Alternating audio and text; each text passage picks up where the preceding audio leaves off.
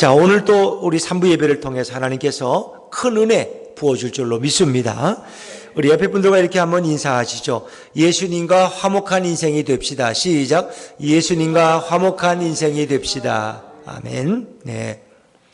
우리 직장인들이 요즘 즐겨 찾는 책 중에 손자병법이라는 책이 있습니다. 손자병법은 중국 춘추 전국 시대 제 나라에 손무라는 사람이 쓴 전략서입니다.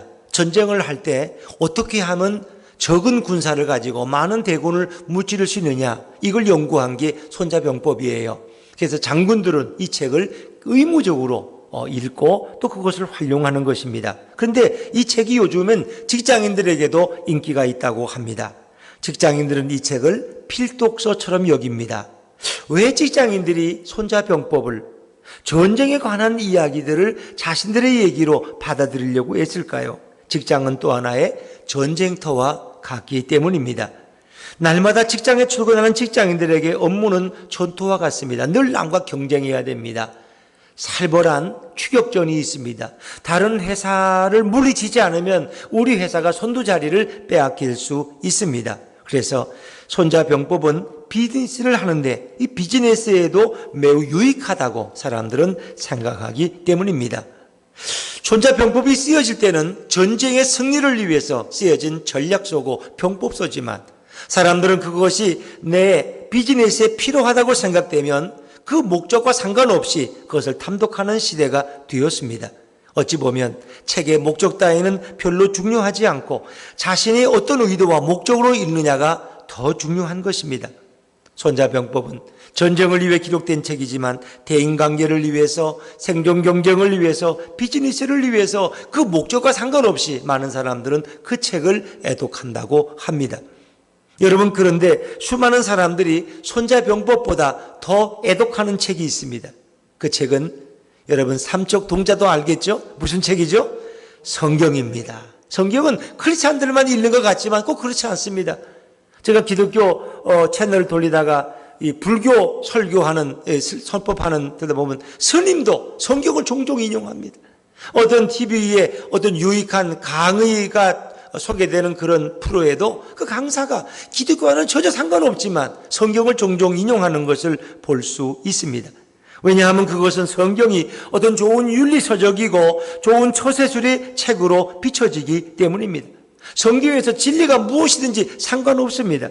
내가 읽어서 내게 유익이 될 수만 있다면, 바른 삶을 살게 되고 처세술을 배우고 그리고 내 인격이 한 단계 성숙할 수만 있다면 예수가 누구인지, 예수가 뭐라고 했는지 전혀 상관없는 것이 현대인들의 모습입니다.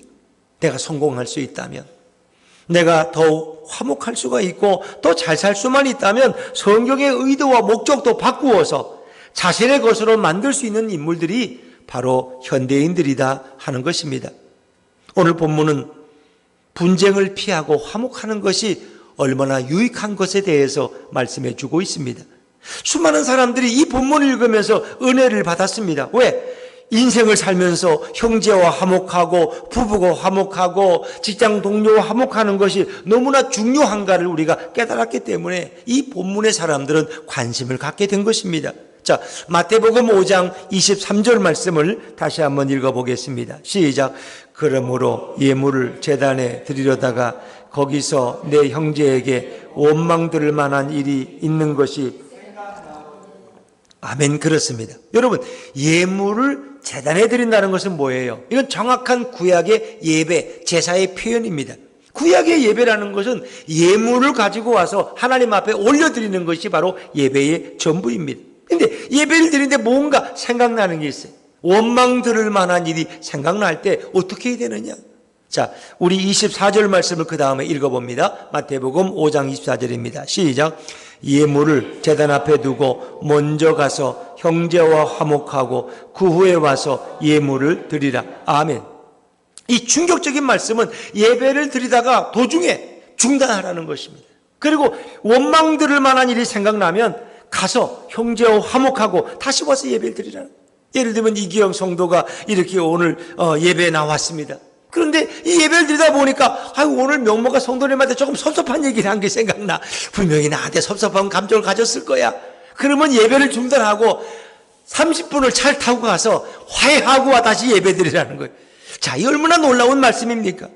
여러분, 정말로 예배드릴 때마다 원망 들을 만한 일이 생각날 때 예배를 중단해야 된다면 평생에 예배를 온전히 드릴 자가 몇 명이나 있겠느냐는 겁니다. 내가 아무리 깨끗하게 살아도, 내가 아무리 윤리적으로 살아도 사람들은 누구에게나 나도 모르는 사이에 원망을 두를 수 있습니다. 제가 아침에 그런 예를 일부 때 들었습니다만은, 자식을 키우다 보면 부모들은 자식이 올바른 길을 가게 하려고 자식에게 교훈도 하고 꾸지람을 할 때도 있어요. 그런데 그 부모의 입장을 충분히 이해하지 못하는 자식의 입장에서 보면은 부모에게 잠깐이지만 섭섭한 마음을 가질 때가 있어요. 원망하는 마음을 가질 때가 있어요. 아마 말은 안 하지만 우리 자녀들도 저에게 아마 원망 생각나는 것들이 있을 겁니다. 우리 이기영 성도님도 혹시 부모님이 원망스러울 때가 있었어요? 예? 아주 많아요. 난 없다는 줄 알고 그랬더니 아주 많다고 그럽니다. 네, 뭐 그거는 손민현 형제도 마찬가지라고 그랬습니다. 이렇게 길을 바꿔서 이거 기업에 들어가서 회사 직원 생활을 해야 되는데 그만 음악이 좋아서 이렇게 이런 외도를 하게 된 거죠. 바람이 나서 다시 음악을 전공하고 학원 강사가 되는 거, 이거 부모로서는 못마땅한 일.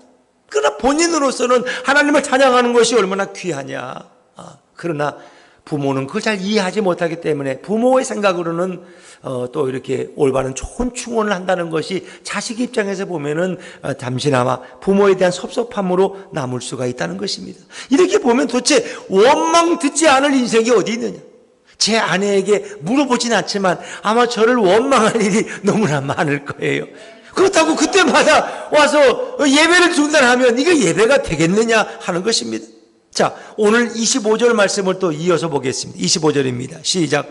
너를 고발하는 자와 함께 길에 있을 때 급히 사화하라.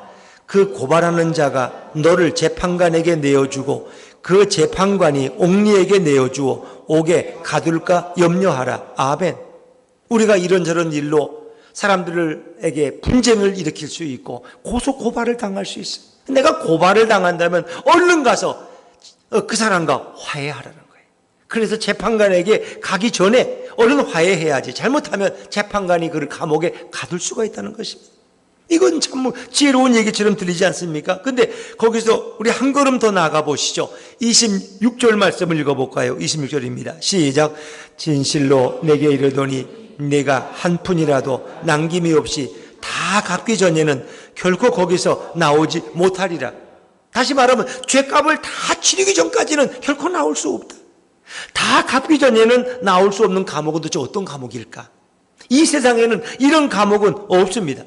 오직 유일하게 하나 있다면 그것은 바로 지옥인 것입니다. 우리의 죄값을 한 홀이라도, 여기는 한 푼이라고 옛날 성경에는 한 홀이라도는 아주 가장 작은 것까지도 다 갚지 않으면 결코 나올 수 없는 것이 바로 지옥이다 하는 것입니다. 여러분, 고발을 당했을 때 급히 사과하고 급히 화목한다고 해서 용서받을 수 있는 일이 있고 용서받지 못할 일이 있습니다. 모든 것을 화해하고 화목한다고 해서 다 원망으로부터 자유로울 수만도 없습니다. 잘못으로 원망을 들어야 한다면 당연히 죄값을 치러야 되는 것이 인생입니다. 아무리 화목이 중요하다고 하더라도 화목했다고 죄가 없어지고 원망이 없어지는 것도 결코 아닙니다. 오늘 이 본문은 그동안 모든 기독교인들에게 세상을 살아가는데 어떤 처세술을 가져야 되느냐를 가르쳐준 그런 본문 중에 하나로 우리는 생각할 수 있습니다. 오늘 본문의 핵심은 이런 것입니다. 화목은 예배보다 더 중요하다. 화목은 고발을 당해도 감옥에 가지 않을 수 있는 세상의 지혜를 가르쳐주는 것이다. 화목이라는 것은 인생을 살 때 매우 필수적인 것이다. 그래서 세상에서 성공하려면, 잘 살려면 괜한 분쟁에 휩싸이지 말고 무능력하더라도 잘못을 저질렀어도 화목을 찾아라. 화목해야지 너가 살 수 있다. 아마 이런 처세 기술을 우리에게 가르쳐주는 책으로 많은 사람들은 이해했을 것입니다. 저도 이렇게 또 설교한 일이 많이 있습니다. 너희 아내와 화목하지 않았다면 어찌 하나님이 너희 예배를 받을 수 있겠느냐. 뭐 그런 류의 설교를 많이 했습니다. 요즘 기독교나 불교나 천주교나 어떤 종교의 설교를 들어도 이 말씀을 많이 인용합니다. 여러분이 행복하려면 무조건 화해하십시오. 화목하십시오. 서로 다투고 미워해서는 여러분도 불행해지고 상대방도 불행해집니다. 굉장히 옳은 얘기입니다. 물론 이것은 100번 옳습니다. 그러나 성경은 이것을 윤리적인 얘기로만 읽지 않는다는데 우리가 생각할 이유가 있습니다. 과연 오늘 본문을 이렇게 윤리적인 관점으로만 이해해도 괜찮을까요? 어떤 인간의 화해를 위한 어떤 처세의 기술로만 우리가 들어도 괜찮을까요? 이것이 올바른 성경 해석일까요? 예수님께서 오늘 본문을 말씀하시는 의도는 세상에서 화목하기 위한 윤리적인 말을 하고자 이 말씀을 지루하게 반복하고 계실까요? 예수님은 처세술을 통해서 원망으로부터 자유롭게 해주시고 감옥에 들어갈 나쁜 짓을 했더라도 감옥을 피할 수 있는 처세술을 우리에게 알려주기를 원하셨을까요? 이 질문을 가지고 여러분들은 오늘 설교를 들을 수 있기를 바랍니다. 우리 하나님께서 태초의 천지를 창조하실 때에 모든 피조물, 곧 사람과 인간과 짐승들은 서로 화목할 수 있는 관계로 하나님이 창조하셨습니다. 그래서 모든 피조물들은 서로 대립하거나 서로 반목하는 관계가 아니라 서로 조화를 이루는 화목한 존재로 창조받았다는 사실입니다. 바다에서 가장 큰 짐승은 뭐예요? 고래입니다. 고래는 육식을 하지 않고 플랭크톤을 먹고 살았습니다. 또 가장 큰 코끼리도 육식을 하지 않습니다. 힘센 들소들도 풀을 뜯어 먹습니다. 사람도 노아 홍수 이전에는 육식을 하지 않았습니다. 에덴 동산에서는 오직 곡식과 채소와 열매를 먹고 생활했습니다. 그러나 인간이 타락하고 이후에 노아 홍수부터 하나님의 명령으로 본격적으로 육식을 하게 되었습니다. 하나님이 창조하신 이 모든 피조물들은 서로 간에 원망 들을 만한 일을 전에는 하지 않았다는 것입니다. 그러나 하나님이 인간에게 금하신 이 선악과 하나님의 계명을 어기고 선악과를 먹고 인간이 타락한 이후에 인간은 서로를 원망하며 미워하며 반목하는 존재로 전락하게 되었습니다. 모든 피조물들은 끝없는 경쟁을 통해서 인생을 살아가야만 했습니다. 마치 누군가가 열심히 공부해서 1등을 한다면 누군가는 반드시 꼴등을 해야 되는 원망의 구조가 매일매일 우리 삶 속에서 경험되어지고 있는 것입니다. 이것이 바로 화목하지 못한 인간의 모습을 우리에게 성경은 증언해 주고 있습니다. 예수님은 이 땅에 우리의 구세주, 구원자로 오셨습니다. 오늘 예수님 말씀하시는 마태복음 5장, 6장, 7장을 우리는 산상수훈 혹은 율법 완성이라고 이야기합니다. 오늘 이 말씀은 자신이 해야 될 구원 사역에 대해서 우리에게 말씀해 줍니다. 예수님이 이 땅에 계시는 동안 예배보다 더 중요한 것은 예수님과 화목하는 일이었습니다. 만약 예수님을 빼고 바리새인들처럼 예배를 드린다고 천국에 갈 수 있는 것이 아닙니다. 예수님은 예배보다 더 중요한 분인 줄로 믿습니다. 예수님은 예배의 중심에 계셔야 되는 분이라고 예수님은 말씀하셨습니다. 그러나 이스라엘의 종교 지도자들, 바리새인과 서기관들은 예수님을 멀리하고 예수님을 거부하고 배척하면서도 자신들은 누구보다도 예배를 잘 드린다고 착각에 빠져 있었습니다. 그들이 예수님이 빠진 예배를 드리다가 예수님이 생각나면 예수님께 찾아와서 예수님을 만나야 했을 것입니다. 그러나 그들은 그렇게 하지 않았습니다. 그들은 예수님을 필요로 하지 않았습니다. 예수님은 모든 사람들이 살인죄를 저질렀다고 정확하게 알려주고 계십니다. 우리는 살인죄로 고발당해서 영원한 지옥으로 들어가는 존재입니다. 그리고 우리가 지옥으로 들어가기 전에 모든 선악의 재판관이 되시는 예수님에게 사와 곧 회개하고 예수님을 믿고 예수님을 따름으로 예수님과 화목해야 된다고 성경은 증언하고 있습니다. 이 성경 구절의 핵심은 세상의 윤리와 처세술에 관한 본문이 결코 아닙니다. 바로 예수님의 역할에 대한 말씀입니다. 예수님이 하나님과 인간을 화목시키기 위해서 이 땅에 오신 중보자이기 때문에 먼저 예수님께 나와야 된다는 은혜로운 말씀입니다. 예수님과 관련된 이 성경 말씀을 그동안 공자와 맹자의 윤리서적쯤으로 우리는 잘못 이해해 왔습니다. 또 이 말씀은 예수님과 관련된 진리의 말씀인데 처세술을 배우는데 잘못 활용하기도 했습니다. 예수님은 하나님과 인간을 화목시키기 위해서 이 땅에 내려온 유일한 중보자이십니다. 예수님이 그리스도, 우리의 구원자가 될 수 있는 것은 예수님이 이 땅에 오실 때 완전한 인성을 가지시면 동시에 완전한 신성을 가지신 분이기 때문입니다. 그분은 하나님과 동등하신 분이고 하나님과 동일한 신성을 가지고 계십니다. 이 하나님의 신성은 인간에게는 없습니다. 오직 그리스도이신 예수님 안에만 있습니다. 그러기에 예수 그리스도 안에는 완벽한 인성과 완벽한 신성이 동시에 존재합니다. 인간은 이 두 가지를 다 가질 수 없기 때문에 절대로 구원자가 될 수 없습니다. 인간이 구원자라고 주장을 한다면 그것은 신천지와 통일교처럼 분명 적 그리스도인 이단이 될 것입니다. 예수님은 화목케 할 수 있는 권세와 직분을 가지고 이 땅에 오셨습니다. 그래서 구원자 예수님께 나오는 자는 모든 죄로 인한 하나님의 징벌과 원망에서 모두 벗어날 수 있게 되었습니다. 이제 누구든지 예수님께 나오는 자는 죄로 인하여 고발당하더라도 하나님과 동등하게 선하게 재판관이 되시는 예수님 때문에 모든 고발은 취소되고 오히려 감옥이 아니라 영원한 천국에 갈 줄로 믿습니다. 예수님 때문에 그 일은 가능한 것입니다. 오늘 성경은 예수님이 우리의 화목의 제물이 되신다고 증언합니다. 고린도후서 5장 18절 19절 2절 말씀을 같이 한번 자막에서 읽어보십니다. 시작. 모든 것이 하나님께로서 났으며 그가 그리스도로 말미암아 우리를 자기와 화목하게 하시고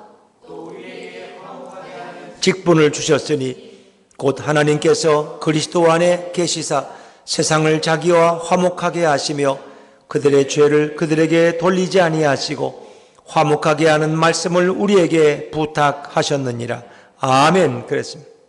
예수님은 인류 역사상 유일한 화목자가 되십니다. 하나님께서는 예수 그리스도 외에 어떤 인간에게도 이런 화목의 직분을 주신 적이 없습니다. 이런 모든 화목의 권세와 고난을 다 갖고 있는 예수님과 우리가 화목한다면 인간의 모든 죄는 다 용서함 받을 것입니다.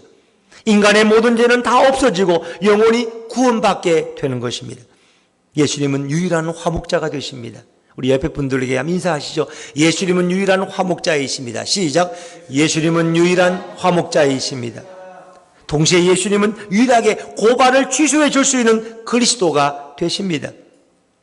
예수님께서는 형제에게 원망 들을 만한 일이 생각나거든 그 예물을 제단 앞에 두고라도 먼저 화목하라고 말씀하십니다. 이 진정한 말씀의 의미는 무엇일까요? 그것은 제단에서 예물을 드리는 것보다, 즉 예배 드리는 것보다 예수님께 나와서 예수님을 믿고 예수님을 영접하고 예수님과 화목하고 그 다음에 예수님의 이름으로 예배 드리는 것이 정말 중요하다는 이런 뜻을 우리에게 말씀해 주고 있습니다. 이런 영적 의미를 전혀 모르고 영안이 닫혀있던 이스라엘 종교 지도자들은 사람과의 관계가 어찌 하나님과의 관계보다 더 중요하냐고 있느냐고, 더 소중하고 중요하냐고 예수님을 향해서 비아냥거립니다. 종교 지도자들은 인간과의 관계가 하나님의 관계보다 우선이냐고, 어떻게 우선이냐고 비웃으며 예수님의 설교를 철저하게 거부했습니다. 그들은 진리를 모르고 윤리적으로 이 본문을 접근하면서 정작 본인들은 종교 생활을 잘한다고 착각에 빠졌습니다. 그들은 예수님의 설교를 들을 때마다 맨 앞줄에서 자세히 듣다가 자신들의 생각과 다르면 머리를 가로젓습니다. 유대인들의 그 특이한 현상이 있어요. 우리는 아니라면 이렇게 고개를 흔들지, 그들은 가로저으면서 서로 비웃습니다. 예수님의 설교가 얼마나 황당하고 얼마나 잘못되었는지 얼굴 표정과 비웃음으로 자신의 뜻을 드러냅니다. 자신들이 예수님의 설교를 반대한다는 것을 주변에 참석해서 은혜 받고 있는 백성들에게까지 알도록 얼굴 표정과 몸짓과 잔잔한 목소리로 표현하기를 쉬지 않았습니다. 고발하는 자와 함께 있을 때 먼저 적극적으로 사과하고 적극적으로 화해하려는 예수님의 말씀의 참뜻은 무엇입니까? 곧 예수님이 우리를 향해 오셨으니까 살아생전에 곧 죽기 전에 예수님께 죄를 고백하고 자신이 죄인임을 인정하고 예수님을 믿어서 화목하라는 말씀입니다. 그러나 종교지도자들은 이 말씀을 몹시 오해했습니다. 자기가 잘못을 저질렀다면 당연히 죄값을 받아야지 왜 죄를 피하는 방법을 백성들에게 가르쳐주냐고 예수님을 향해서 비아냥거리면서 비난했습니다. 그래서 예수님은 설교 중에 가장 모욕적인 반응을 많이 받으신 분이 바로 예수님이십니다. 예수님은 설교 시간이 가장 모욕적인 시간이 되었습니다. 예수님께서는 우리에게 화목을 주려고 이 땅에 오십니다. 이 땅에 사는 동안 누구든지 예수님께 나오면 예수님과 화목하게 되고 예수님뿐 아니라 하나님과도 화목하게 되는 놀라운 축복을 받게 됩니다. 그래서 예수님이 길거리에 계실 때, 즉 살아생전에 반드시 예수님과 화목해야 합니다. 우리 요한복음 9장 4절 5절 말씀을 자막에서 읽어봅니다. 시작. 때가 아직 낮음에 나를 보내신 이의 일을 우리가 하여야 하리라. 밤이 오리니 내가 세상에 있는 동안에는 세상의 빛이로다. 아멘. 자, 4절에 보면 때가 아직 낮음에라고 말씀합니다. 다시 말하면 화목하게 하는 사력을 이룰 때가 바로 낮이라고 말씀하십니다. 세상에 살아있을 때, 일할 수 있을 때 우리는 예수님과 화목할 수 있습니다. 그러나 만약 우리가 죽으면 더 이상 예수님과 화목할 수 없습니다. 4절 후반절에 나를 보내신 이의 일을 우리가 하여야 하리라. 밤이 오리니 그때는 아무도 일할 수 없느니라. 죽으면 아무것도 하지 못하고 하나님의 진노로 영원히 죽어서 지옥에 던져질 수밖에 없는 존재가 바로 우리들입니다. 2000년 전에 이 땅에 오신 예수님은 우리가 죽어서 아무것도 할 수 없기 전에, 밤이 오기 전에, 즉 살아있는 동안 반드시 예수님을 믿어서 하나님과 화목해야 된다고 분명히 말씀하고 계십니다. 왜냐하면 죽음 후에는 뭐가 있기 때문에? 심판이 있기 때문에. 히브리서 9장 27절을 같이 읽습니다. 시작. 한번 죽는 것은 사람에게 정해진 것이요 그 후에는 심판이 있으리니. 밤이 오면 심판이 있습니다. 밤이 오고 나면 그 심판을 돌이킬 수 없습니다. 그래서 우리가 낮에 사람이 살아있을 때 예수님에게 나와서 예수님을 믿고 예수님과 화목하면 하나님은 예수님과 화목한 자를 더 이상 죄로 정죄하지 않습니다. 그래서 예수님은 화목제물로 이 땅에 오셔서 모든 죄인들을 자신들에게 이끌으셨습니다. 예수님은 바로 화목하게 하는 사역을 완성하고자 2000년 전에 이 땅에 내려오셨습니다. 여러분, 화목이란 무엇일까요? 화목이란 도대체 누구와 화목하고 무엇을 화목하고 언제 화목해야 합니까? 로마서 5장 10절 말씀을 같이 읽어볼까요? 시작. 곧 우리가 원수 되었을 때에 그의 아들의 죽으심으로 말미암아 하나님과 화목하게 되었은즉 화목하게 된 자로서는 더욱 그의 살아나심으로 말미암아 구원을 받을 것이니라. 아멘. 여러분, 모든 인간은 죄를 지었기 때문에 하나님과 원수가 되었습니다. 하나님은 죄를 미워하고 죄를 싫어하시고 죄를 징벌하십니다. 그런데 인간이 타락하여 죄를 지었기 때문에 하나님과 인간 사이에 더 이상 화목은 없고 하나님은 모든 인간의 죄를 물어서 인간의 죄값으로 모두 죽도록 하셨습니다. 모든 인간이 죄로 말미암아 하나님의 진노와 원망을 받아서 다 죽어갈 때에 예수님께서는 화목해 하는 사명을 가지고 이 땅에 오셨습니다. 그리고 인간을 대신해서 십자가에 비참하게 죽으심으로 인간들의 모든 죄를 다 없애주셨습니다. 하나님과 인간 사이 영원히 화목하도록 역사해 주신 분이 예수님인 줄로 믿습니다. 인간이 화목할 수 있는 시간은 인간이 죽기 전에 반드시 예수님과 화목해야 한다는 것입니다. 예수님께 나와서 자신이 죄인임을 고백하고 하나님의 진노 아래서 죽어야 하는 존재임을 고백하고 예수님을 믿고 따르면 예수님께서는 내 대신 모든 죄를 다 용서하시고 모든 죄로부터 화목해 해 주실 줄로 믿습니다. 그래서 인간은 다시 하나님과 화목하게 됩니다. 그것은 예수님 때문에 가능한 것입니다. 다시는 하나님의 원망과 저주 아래 놓이지 않습니다.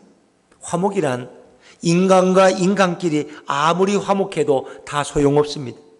한평생을 요령 있게 산다고 할지라도 죽어서 지옥에 가는데 전혀 지장이 없습니다. 인간이 진정으로 화목해야 될 대상은 바로 우리의 구원자 예수 그리스도인 줄로 믿습니다. 인간들이 죄로 말미암아 다 죽어가고 있을 때 인간은 스스로 하나님의 진노를 피해서 스스로 다시 하나님과 화목에 이르지 못합니다. 그리고 구원에 이를 수 없습니다. 그래서 이 땅에 태어난 모든 인간들은 힘들게 경쟁의 시대를 살다가 자신의 죄값을 다 치룰 때까지 죽어서 영원한 지옥의 형벌을 받으며 살아야 되는 존재가 바로 인간입니다.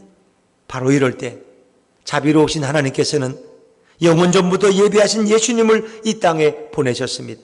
이제 누구든지 예수님께 나오면 예수님의 죽으심으로 모든 죄를 다 사함받고 하나님의 진노의 근원이 되는 죄를 용서함 받으며 다시 하나님과 화목할 수 있는 영원한 은혜를 예비해 주셨습니다.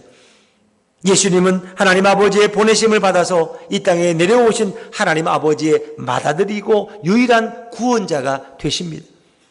인간이 타락하고 하나님과 원수되었을 때에 하나님께서는 인간을 구원하려고 예수님을 예비하시고 작정해 주셨습니다. 바로 하나님 아버지의 끊임없는 긍휼과 은혜와 사랑으로 우리의 모든 죄가 다 용서함 받고 천국에서 하나님 아버지와 영원히 화목하며 영원히 살게 될 줄로 믿습니다. 이것이 영원히 찬양해야 될 하나님 아버지의 마음이고 하나님 아버지의 은혜인 것입니다. 제자들은 예수님의 공생의 3년 초반부에 이 놀라운 말씀을 들었을 때 깊이 깨닫지 못했습니다. 단지 이것을 윤리적인 말씀으로만 그들은 이해했습니다.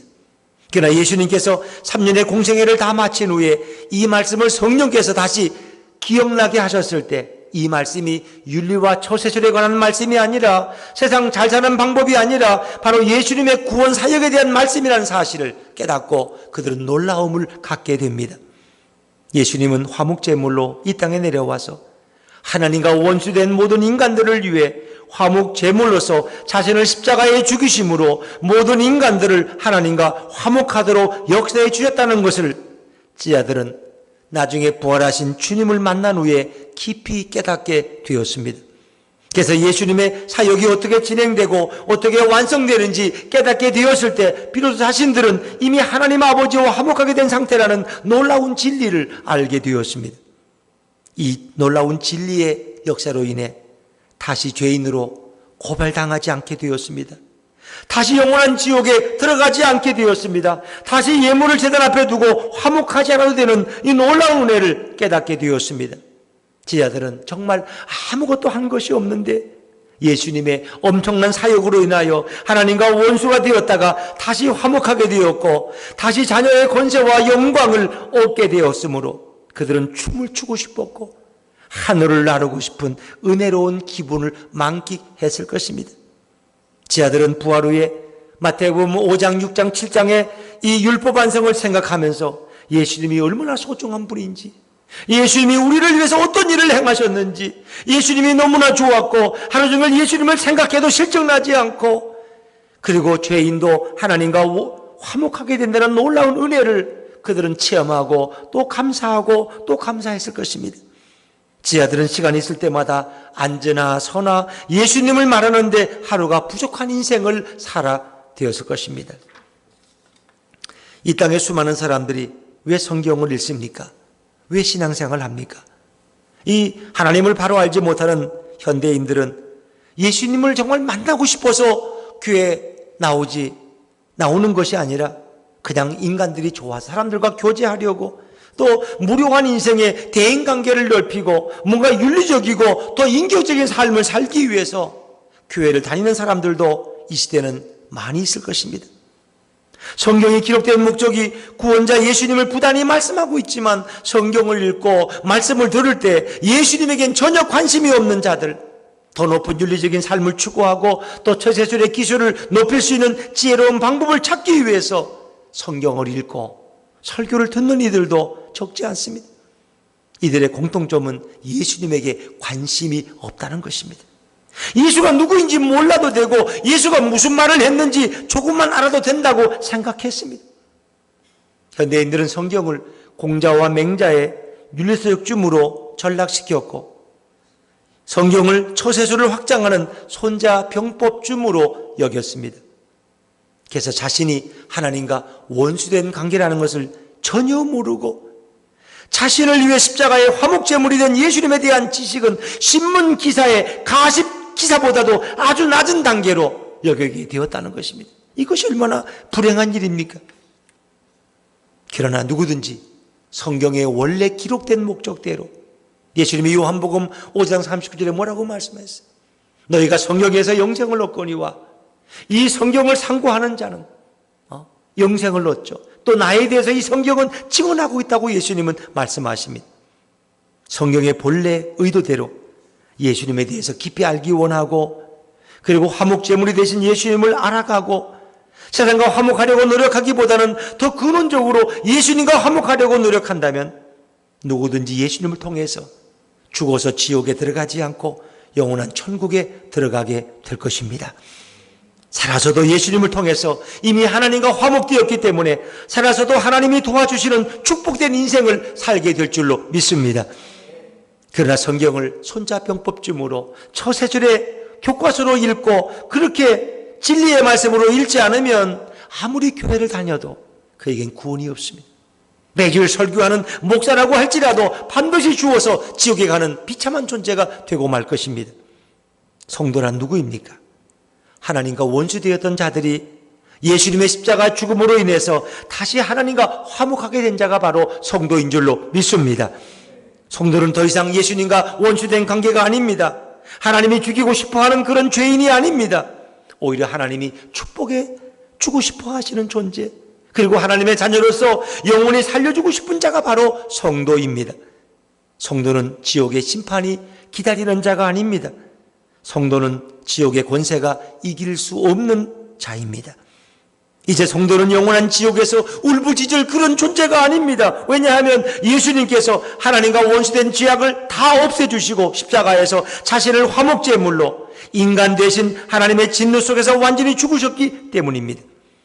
성도는 이제부터 하나님 아버지를 뭐라고 불러요? 아빠, 아버지로 부르게 된 줄로 믿습니다. 그런 특별한 존재가 되었어요. 누가 감히 하나님을 아버지라고 부를 수 있겠습니까? 로마서 8장 15절 말씀을 다시 한번 읽어볼까요? 시작. 너희는 다시 무서워하는 종의 영을 받지 아니하고 양자의 영을 받았으므로 우리가 아빠 아버지라고 부르짖느니라. 아멘. 성경의 원어는 이 아빠 아버지란 발음은 어떻게 우리 한국의 문화와 똑같은지 몰라요. 우리 어린아이들이 아버님 아버지보다는 아빠라고 부릅니다. 때로는 대학생인 딸도 아들도 아버지를 향해서 친근하게 아빠 이렇게 부를 수 있어요. 그런데 오늘 성경에 기록된 원어는 아빠 아버지라고 부른다는 것입니다. 참 우리 동양의 문화와 이 고대 근동 이스라엘의 문화가 이렇게 일치하는 건 정말 놀라운 사실입니다. 이제는 우리가 다시 무서워하는 종의 영이 아니라 하나님의 진노를 받아야 되고 지옥에 들어가는 종의 영을 받은 것이 아니라 양자의 영을 받아서, 우리가 입양되었다 그러죠. 양자의 영을 받아서 이제는 하나님 아버지를 아빠라고 부를 수 있게 된 것입니다. 우리가 왜 양자냐? 하나님의 원아들은 예수 그리스도이기 때문에 우리는 양자로서 입양되었다고 성경은 표현하고 있습니다. 그리고 예수님께서 화목하게 하는 놀라운 역사를 다 일으켜 주셨기 때문에 우리는 하나님을 아빠 아버지라고 친근하게 부르는 자격을 얻게 되었습니다. 그렇게 성도는 이제부터 두려워할 필요가 전혀 없습니다. 이제부터 내세를 무서워할 필요가 없습니다. 왜냐하면 예수님께서 하나님과 인간이 다시 화목하도록 모든 역사를 완성해 주셨기 때문입니다. 어디서? 십자가에서. 성도가 때때로 죄를 지어도, 성도가 때때로 미련하고 부족해도 예수님께 나와서 무릎 꿇고 자신의 죄를 고백할 수만 있다면 지옥의 권세와 사망의 권세를 두려워할 필요가 전혀 없습니다. 성도는 그래서 마귀뿐만 아니라 천사까지도 부러워하는 권세 중에 권세가 된 줄로 믿습니다. 우리 옆에 분들하고 이야기했어요. 성도는 천사도 부러워하는 자입니다. 시작. 성도는 천사도 부러워하는 자입니다. 그렇습니다. 여러분 각자는 천사가 여러분을 부러워한다는 걸 생각해 본 적이 있으세요? 예수님은 성도를 위해서 화목제물이 되셨습니다. 그리고 모든 성도들을 영원히 살려주셨습니다. 이제는 성도들이 예수님을 생각하며 찬양을 부를 때 그 은혜에 고마워 눈물을 흘리기도 하고 은혜에 감격해서 평안이 밀려오는 것은 당연한 현상이 아니겠습니까? 사랑하는 여러분, 예수님이 대신 죽으심으로 하나님과 다시 화목하게 된 자를 우리가 교회 절대로 정죄하고 책망하면 안 됩니다. 그건 예수님의 구원 사역과 맞서는 일입니다. 저 그리스도와 같은 행동이 될 수 있습니다.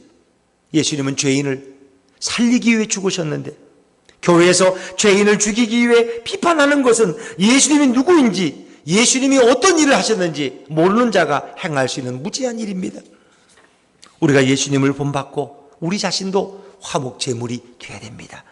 우리가 종종 누구로부터 오해를 받고 종종 누구로부터 비방을 받는 일이 있더라도 우리가 화목제물로서 살아야 됩니다. 어떻게? 우리가 화목제물로서 오히려 상대를 저주하지 않고 우리 상대를 축복해주고 잘되게 하는 자가 진정 예수님의 제자로서 화목제물의 은혜를 나누게 될 줄로 믿습니다.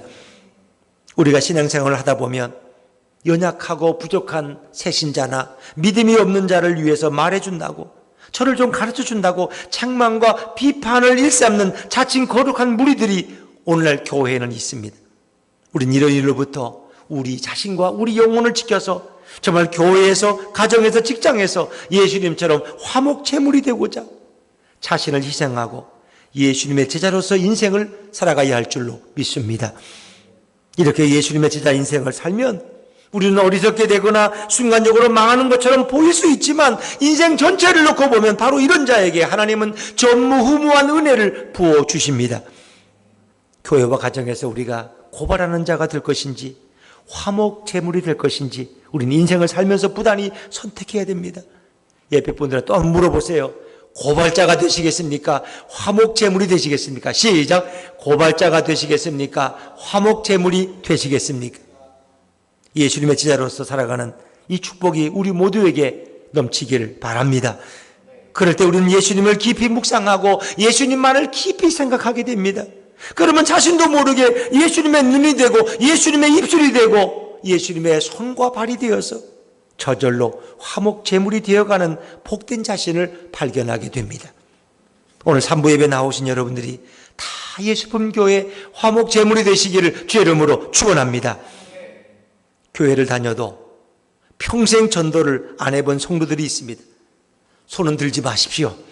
속으로만 한번 생각해 보십시오. 이런 사람들이 오늘 이 시대 교회에도 많이 있습니다. 대개 그렇게 전도를 한 번도 안 해본 분들은 특징이 있어요. 상당히 비판적입니다. 매사를 부정적으로 봅니다. 얼굴이 굳어 있습니다. 그리고 교회 안에서 이러면서도 왕노릇하는 자들이 있습니다. 세상에 나가서 전도를 하려면 자신의 권위를 내려놔야 됩니다. 당당함을 포기하고 굳어버린 얼굴을 풀어야 됩니다. 차가운 말을 버리고 따뜻한 말로 대신해야 됩니다. 전도를 하려는 자는 사랑해야 되고 온화해야 되고 친밀해야 됩니다. 그래야 길거리에서 누구든지 만나면 예수님을 전할 수 있습니다. 그런데 비판하는 입술, 정죄하는 입술은 전도란 도저히 불가능한 것입니다. 전도는 화목한 미소와 화목한 입술과 화목한 몸짓으로 예수 그리스도를 따뜻하게 전해주어야 됩니다. 그뿐만 아니라 우리는 전도하려면 예수가 누구인지 알아야 돼요. 예수가 어떤 일을 했는지, 무엇을 하셨는지, 그리고 예수가 내게 왜 소중한 분인지 그걸 정확히 알아야지 우리는 전도할 수 있습니다. 여러분, 먼저 우리가 전도하려면 자신 안에 있는 영혼에게 전도해야 됩니다. 자신의 영혼에게 예수가 누구인지, 예수가 무엇을 했는지, 예수가 얼마나 소중한지 정확히 말하지 못하고 정확히 자신을 설득하지 못하면 세상에서는 누구도 전도할 수 없습니다. 전도하는 사람은 이런 축복을 받아요. 그 사람은 적어도 예수가 누구인지 알기 때문에 전도할 수 있어요. 예수가 무슨 일을 했는지, 예수가 얼마나 소중한 분인지 알기 때문에 정확하게 자기의 축복을 누리고 또 이웃에게 전도할 수 있는 것입니다. 가끔 뉴스에서나 우리가 이 드라마에서 보면 그런 장면이 비칠 때가 있죠. 어느 대기업 회사에 이제 어려운 경쟁률을 뚫고 입사했는데 고가시킨다는 게 저 시장터에 나가서 그 회사의 제품을 판매하는 거예요. 몇 달 동안 월급도 안 주고 그 제품 팔아가지고 거기서 월급으로 수입을 얻으라는 거예요. 어떤 사람들은 불평할 수 있어요. 내가 이 대기업에 입사한 게 이 물건이나 팔려고, 내가 장사꾼 되려고 내가 입사했나 라고 원망할 수도 있어요. 그러나 거기에는 이유가 있다는 거죠. 처음엔 힘들지만 그 제품을 팔기 위해서 그 제품에 대해서 연구합니다. 공부합니다. 그리고 이 제품이 다른 회사의 제품에 비해서 얼마나 우수한 제품인가를 그가 확신을 갖게 됩니다. 그리고 그 회사의 제품을 선전합니다. 그리고 그것을 판매합니다. 그러다 보면 회사에 대한 애사심이 생기고 그 자신의 회사에 대한 프라이드가 생기고 자신의 제품에 대한 어떤 자부심이 생겨서 그들은 당당하게 그 회사를 이끌어 나가는 리더가 될 수 있다는 것입니다. 사랑하는 여러분, 우리도 마찬가지입니다. 전도도 안 해본 자는 예수가 누구인지, 예수가 무엇을 했는지, 예수가 왜 소중한 분인지 알 것 같지만 전혀 관심이 없고 모르는 자입니다. 그러나 전도를 해보면 우리는 알 수 있습니다. 예수가 누구인지, 예수가 무슨 일을 하셨는지, 그리고 예수가 내게 얼마나 소중한 분인지를 우리는 점점 확신을 가지게 되고, 그리고 예수님과 날마다 교제하고 예수님과 동행하는 자가 될 줄로 믿습니다. 전도는 남을 위한 일이 아닙니다, 여러분. 어떤 분들은 전도하라면 목사님이 또 교회를 부흥시켜서 자기 이름이나 내려고 전도하라 그러겠지. 남 좋은 일을 내가 왜 해? 나나 예수 믿고 나만 구원받으면 되지 라고 생각할지도 몰라요. 그러나 실제 전도는 자신의 영혼이 사는 길이고 자신의 영혼이 확고히 하는 축복의 시작이 바로 전도입니다. 예수님을 자랑하는 자를 예수님도 그를 자랑하십니다. 누구나 예수님을 부끄러워하면 예수님도 그를 부끄러워할 것입니다. 전도란 예수님을 자랑하고 예수님이 자신의 인생의 주인임을 고백하는 축복의 시간이 바로 전도입니다. 전도는 예수님과 화목된 것을 고백하는 은혜의 시간입니다. 싸우지 못하는 자는 군인이 아니고 전도하지 못하는 자는 결코 예수님의 제자가 될 수 없습니다. 이제부터 우리 모두가 전도의 축복된 시간을 가질 수 있기를 바랍니다. 여러분, 전도하라 그러면 부담을 갖죠.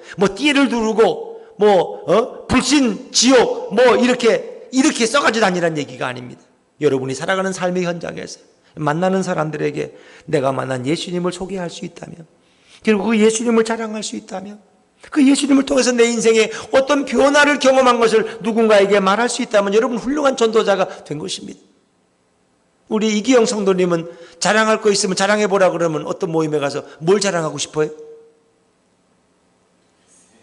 당연히 이튼이를 자랑해야지.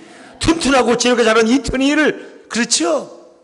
우리 소민이 형제를 자랑하라 그러면 이제 나도 아들 낳게 될 거라고 이러면서 자랑할지 모르겠어요.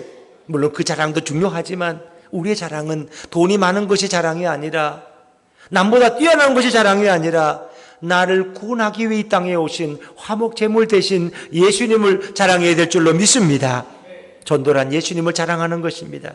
누군가에게 예수님을 자랑할 수 있다면 여러분은 좋은 전도자가 될 수 있습니다. 예수님을 깊이 만남으로 예수님을 마음껏 자랑하는 복된 성도들이 다 되시기를 주의 이름으로 축원합니다. 축원합니다.